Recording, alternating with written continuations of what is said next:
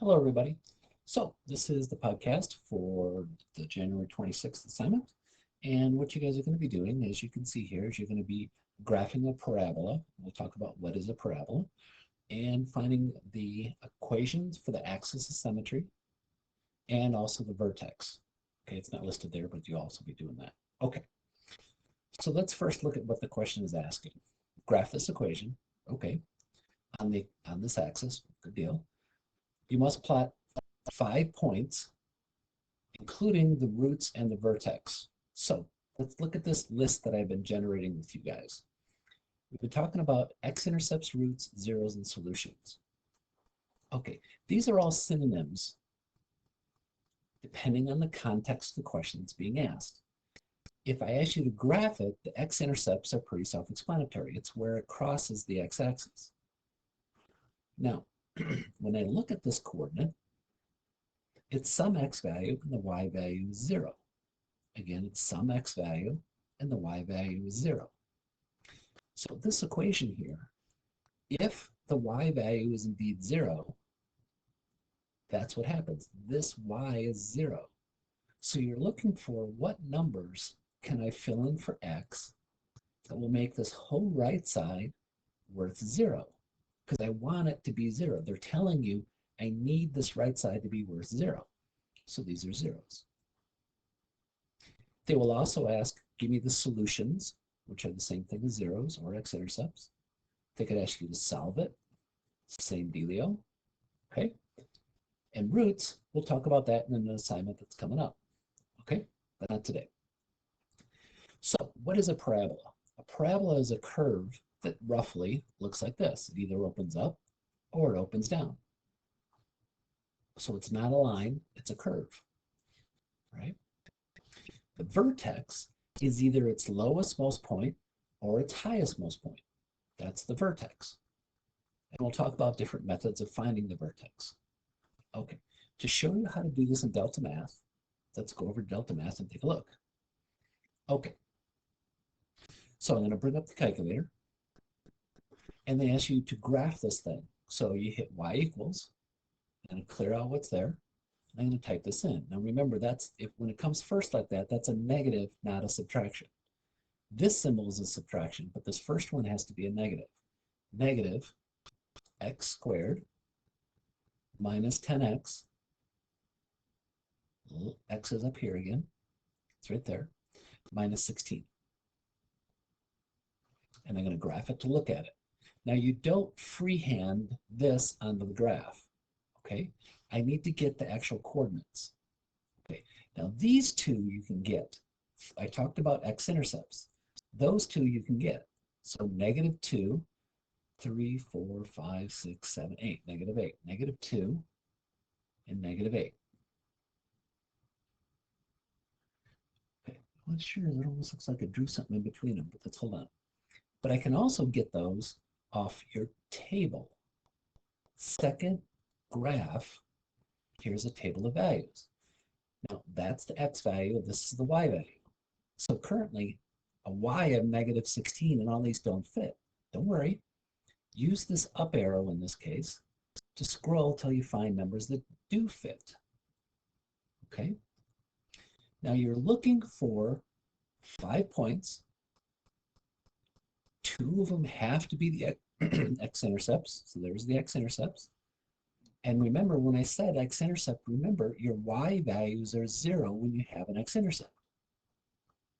There's a y value of 0, and there's a y value of 0. Okay? So we've already got the x-intercepts on the graph. Now we need 3 more points. One of them has to be the vertex. And I told you guys the vertex is either the low point or the high point. Okay? So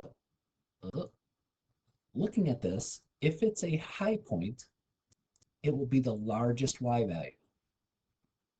And it is a high point. It will be the biggest y value. If it was opening up, the curve was this way, it would be the smallest y value. So let's look at the table again. Second graph. That's the biggest y value, and it happens at negative 5. So negative 5, 9. Okay. Now, I've got, let's look at the directions, including the roots and the vertex. So I have the roots and the vertex. I just need 2 more points. 2 more points. So it's up to you which ones you want to pick. How about negative 3, 5? Negative 3, 1, 2, 3, 4, 5. There's another point. How about negative 6, 8? What the heck? There you go. And it automatically draws in the parabola. Okay. I'm not sure if you guys would find it helpful to see another question. So we can always do that. New problem. Sure, what the heck? So y is equal to, clear this out, x squared plus 2x minus 3. I'm going to graph it and look at it. So this one has a low point. You can read right off of here the x-intercepts if you want. That, you might want to just wait a second and look at it on the table. Now, you don't have to get anything off the graph. You can get it all off the table. I'm just showing you how to read it. So negative 3 and 1. Negative 3 and 1. Now to go to the table, it's second graph. And it was a low point, so I need the smallest y value. There it is right there. There's the smallest y. So negative 1, negative 4. Now you just need any other 2 points. How about 0, negative 3? I don't know, just some random points. 1, 0. Oh, we already got that one. 2, 5. 2, 5. There it is. Okay. All right. So that's how to graph them. Now, the second part was find the coordinate of the vertex and the equation for the axis of symmetry. So we got the vertex by reading it off the graph. If it opened up, your vertex was the lowest most point, so you look for the smallest y value. And it had a coordinate, so you look for the smallest y, but it was an xy coordinate, okay? You just were focusing on looking for the smallest y. If it opened down, then you were looking for the largest y value, and again, your answer was a coordinate. But to graph it and look for that, especially when it's not a nice number, like what if the vertex, the y value was 1.3? You're never going to get that off the graph. So this is the process you can go through to find the x value, the opposite of b over 2a. So remember a, b, c. Okay? So this equation is the same thing as 1x squared. There are no x's, minus 9.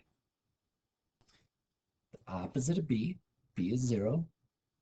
So I guess, let me, just in case, ax squared plus bx plus c. b is worth 0. A is worth 1. And you're going to fill out the opposite of b over twice a. Well, the opposite of b, well, the opposite of 0 is 0. Over twice a is 2, and that's just worth 0. So the x value of the coordinate of the vertex, because you're looking for a coordinate, the x value is 0. Well, once you know an x, how do you find a y? You fill it in for x. So 0 squared minus 9 is minus 9. One of the jobs that I have is to help you guys start learning different notation, how to read the math. So when you know an x value, you plug it in to find the y value. That's another way to write it, because this is really just your y value. Said another way, if this is your your x value, taking that and filling it into the equation, gives you your y value. So this is the coordinate of the vertex. The opposite of b over 2a is your x. Take that x and fill it into the function, and you get your y value. Okay, again, one of the goals is to help you guys understand lingo, terminology, how stuff is written, symbology, all that. So that's why I'm showing you this. Okay, I'm not trying to confuse you. I'm trying to bring you up to be able to read something a little more proficiently. Find the coordinate of the vertex. So again, to get the x value, it's the opposite of b over 2a. That's your x value. So a is equal to -1, b is equal to -6, and if you needed to know it, oops, I didn't want that there. If they asked you for a c, which they don't, c would be 0. So the opposite of b over twice a would be -2. So -3 is your x. So the x value of the coordinate is -3. Fill -3 into the equation. Now you got to be a little bit careful when you're squaring a number that's negative. -3 squared is not the same as in parentheses -3 squared. Let me prove it to you. Let's go back. So -3 squared equals -9. But if you put it in parentheses and square it, it's worth 9. So the notation is important in how you type it in your calculator. To fill it in here, there technically is a parenthesis that's around that x. Same thing here, there's technically a paren there. So I have negative x squared minus 6x, which is the same thing as negative a parenthesis squared minus 6 parenthesis. And what I want to fill into these spots is the -3. There's no requirement to do this manually. If y'all want to type it right in your calculator as you see it, that's cool. Let me pull it over here.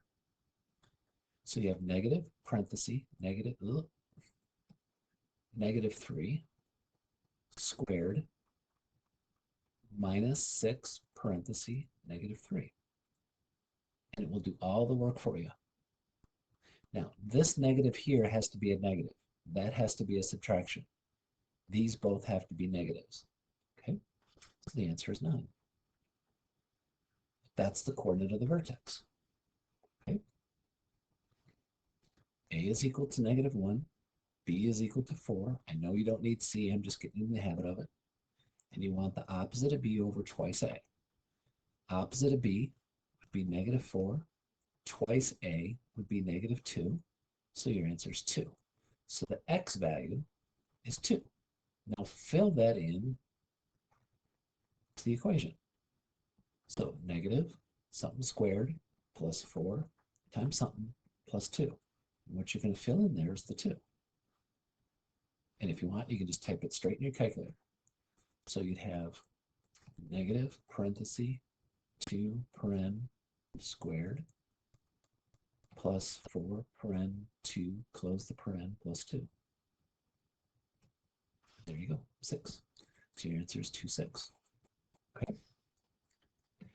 Now the next piece of information is your axis of symmetry. So let's go and look at that parabola again. Let's see, where was it? It was here. Okay. This parabola has an axis of symmetry, so axis. So this is the x-axis, that is the y-axis. The axis of symmetry is the location of a line. It's going to be a line just like the axes on the graph are a line. That if I were to take this parabola and fold it, it would fold onto itself. This left side would fold over that onto the right, or the right would fold over onto the left. Or, saying another way, they fold onto each other. Okay? That axis of symmetry, I know I drew it pretty poorly there. If this is your parabola, your axis of symmetry is always going to be a vertical line. Always. How do you write the equation of a vertical line? This is going way back to first semester stuff. X equals some number. Well, what is that x value of that line? Well, it turns out it has to go through the vertex.